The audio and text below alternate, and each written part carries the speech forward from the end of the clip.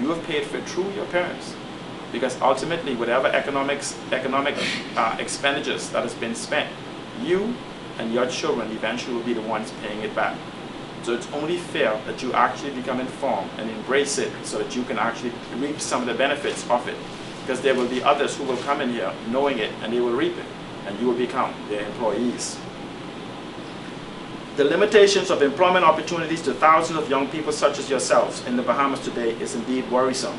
The latest figures available indicate that the number of unemployed youth increased steadily since 1993 to present. We must ask, have our government developed any employment strategies for the Bahamas? No, they haven't. Well, I challenge you to form yourself into groups and to consider focusing on developing solutions in the absence of anyone else doing so. Consider, these are some subcategories, the informal and small enterprises. These are the smaller businesses. The creation of smaller enterprises and support of existing enterprises and initiative in the informal sector is often a key tool in developing country policies to increase employment and personal incomes. Although this is a very broad topic and has attracted a considerable amount of research attention, you need to make it your goal to focus on drawing together these resources that have practical relevance for the design and implementation of job creation and employment generation programs for which we can build our economy. And that's the informal economy and small businesses. You see a lot of it. You see the mom and pop stores, you see the card people, you see the car washes. And all of these things can be organized into a more structured manner for what we call the informal economy. Now, you have to also consider the informal and formal linkages. The linkages between the formal and informal economy should be a significant area of investigation. The reason for increased activity in this area is that the informal economy represents a potential area for job creation and poverty eradication, although there are differences as to the channels that works best. And the way the formal and informal work is, for instance, you have individuals that actually buy the phone cards and then they wholesale it. They sub-wholesale it to other individuals who then sell it on the street corners. And you ever wondered how they can sell a card, a $20 card for $17 and make a profit, and the person they buy it from sells it for maybe 15 or 14 and make a profit, and somebody else, and you go all the way till you go to BTC and you buy the card for $9 or $10. It's a process. And so what it is understanding how these formal and informal linkages works, not just for the calling card, but in all businesses, and you can find your niche in each of those things to find out whether you fit in. And that comes under the concept of entrepreneurship. You must call upon your government, and too many times, a lot of you sit and say, well, when my mom votes, I want you to know you have just as much power and influence as I do. You have one thing, vote. No vote, no voice. And I'm not just talking about I am a PLP or an FNL. You must identify ideas, concepts, and actually begin to see the vision that you want to be articulated within this country.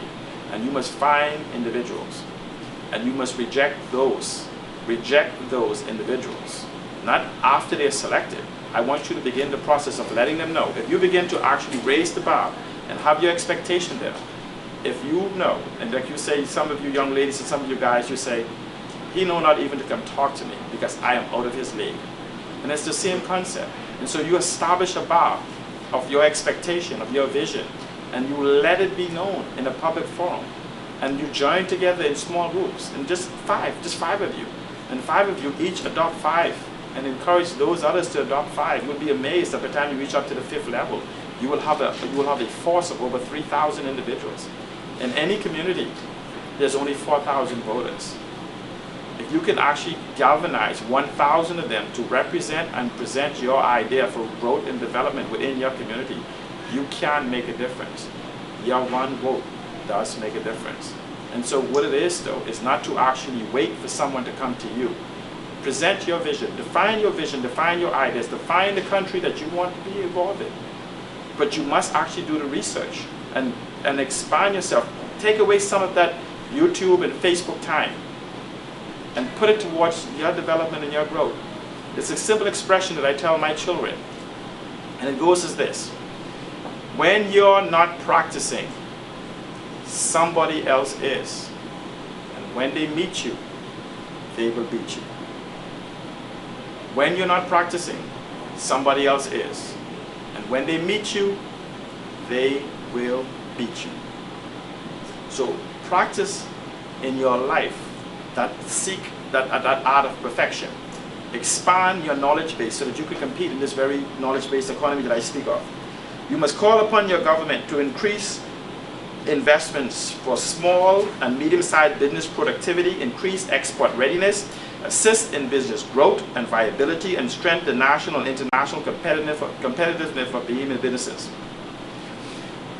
Let's go back and look at what I call innovation and the knowledge-based economy. And I want you to, this is another part we're going to play is.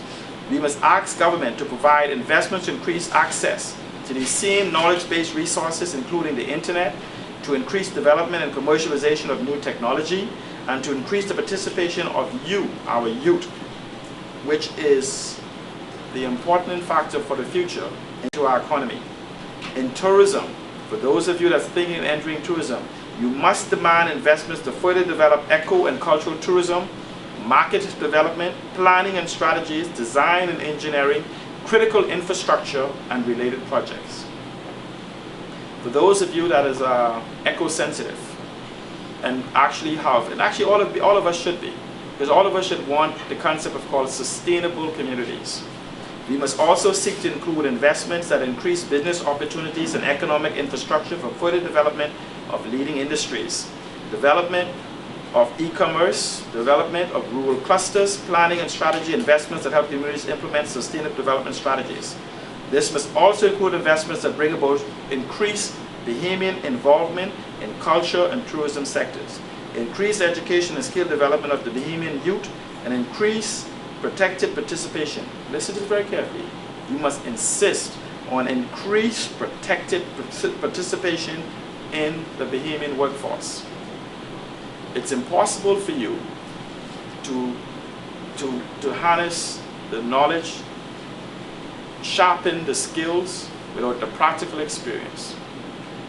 You will not be ascended to the throne as the manager, administrator, vice president of Kirsten or anywhere else unless you are given the opportunity to actually go into the workplace, develop your skills, develop your knowledge base. Okay? Let's go quickly here. 21st century education. Living and learning in the 21st century requires a new thinking. Our children must prepare for fulfilling lives and effective responsible citizenship in a society that's global, high-tech, diverse, and information saturated. You should be preparing yourselves for jobs. Listen to this carefully, I'm winding up. You should be preparing yourself for jobs that do not exist, using technology that is yet to be invented, in order to solve problems that we don't yet understand or even recognize.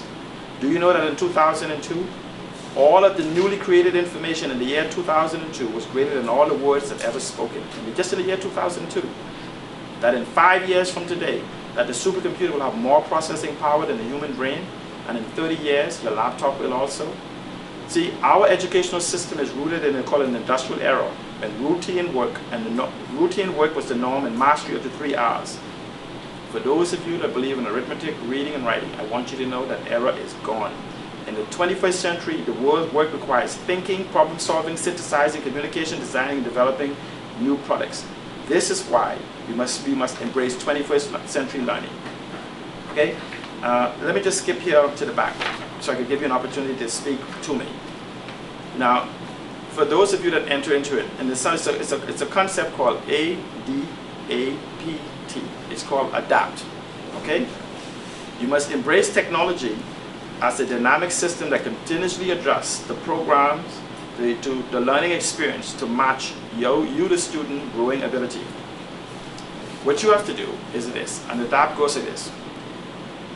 What you have to do is you must build skills to develop your confidence and create a lifelong love of learning. Your learning doesn't end on the day you graduate. A stands for you to assess your abilities. What you must do is start to assess whatever skills and abilities that you may have so that you will know your true skills. Don't pretend, because you're not faking out for me, you're not faking for anyone else. To know your true skills in a learning environment. D stands for develop the skills that you're lacking.